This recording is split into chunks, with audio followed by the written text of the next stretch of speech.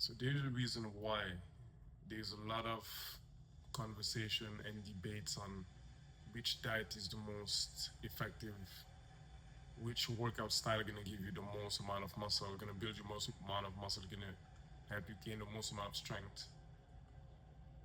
The reason why those conversations are so vibrant and have been going on for so long, because everyone kind of holds part of the truth. And so in this video, I want to give my insights, what I've learned over the years, and why I think a lot of people are kind of missing the point. My name is Daniel. I'm a full-time firefighter. I'm a combat medic in the Army Reserve. And for as long as I can remember, I've been always interested in being a top performer and being the better version of myself. And so diet, workouts, we're kind of missing the point. And a good way to think about it is to consider this analogy with the driver and the vehicle. The driver is always 80 to 90%, and the vehicle is always 10 to 20%, meaning that you can find someone following a calisthenic type of training style, or someone following a strongman style, or bodybuilding style, or powerlifting style, and all of them gonna be pretty good at what they do. They're able to build lots of muscle, gain lots of strength, be lean if that's something they're trying to accomplish, accomplish great feats of strength, athleticism, and so forth. The same way you're gonna see a lot of people following a vegan diet, a carnivore diet, a keto diet, or low carb diet, an only fruit diet. And those people as well will find great success with all of those different diet and nutrition, yeah, those type of diets. And so it's pretty, in my opinion, it's pretty clear that everything works because the vehicle don't matter as much. It's all about the driver. It's all about the individual behind the workout plan. It's all about the individual behind the specific diet or nutrition plan. So it's the psychology of the person that matters most.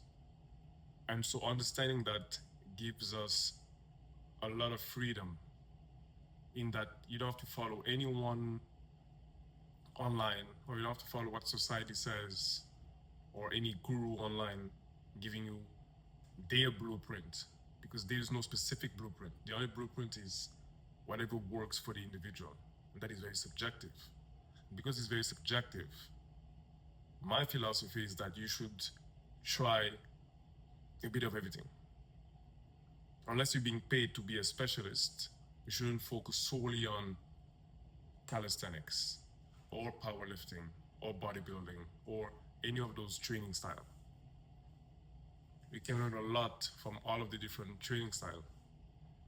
And so my point is that you should aim to be a very high level generalist. And you only reach that point by trying to take as much as you can from powerlifting, as much as you can from strongman, as much as you can from calisthenics and bodybuilding. Then we have all of those different weapons at your disposition. You have all of those different tools in your box.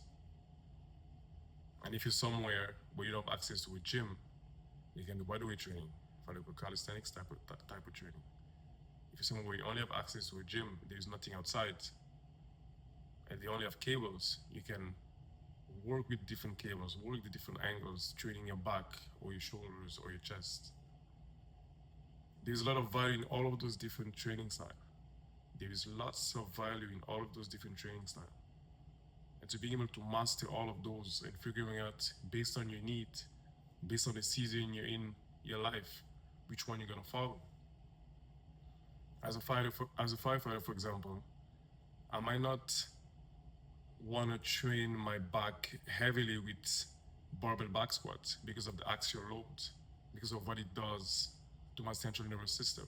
I might be sleep deprived. I might be working long shifts. I can afford to be too taxed, right? So when I know I'm about to go on shift, I might not actually do this type of workout. I might rely on more so calisthenics. But let's say I'm on vacation, or let's say like I have a different job. I can afford to deadlift and squat as heavy as I can, right? So there is a need for all of those training style depending on where you are in life, your goals, your needs. Same thing goes for diet. There is value in trying a vegan diet. There is value in trying a more carnivore diet, because the answer is always in between. It's always a combination of all of those. And the bottom line is that we all have our individual preferences. I've tried vegetarian diet, I've tried carnivore. That's why I can speak on all of those different diets. I can see the big picture. You can find a lot of people having that had success with all of those different diets, all of those different training protocols. So we shouldn't be too laser focused on following one specific line unless you've experimented and then you find the one that works for you, then fine. But the whole fighting for one of those, kind of pointless in my opinion. You just have to remember that the individual comes before. And so you gotta try. You just gotta try. And by doing it long enough, you're gonna realize that only a few things matters. Is it something safe, diet-wise or training-wise? And is it something sustainable? Meaning, is it something you can do over the long run?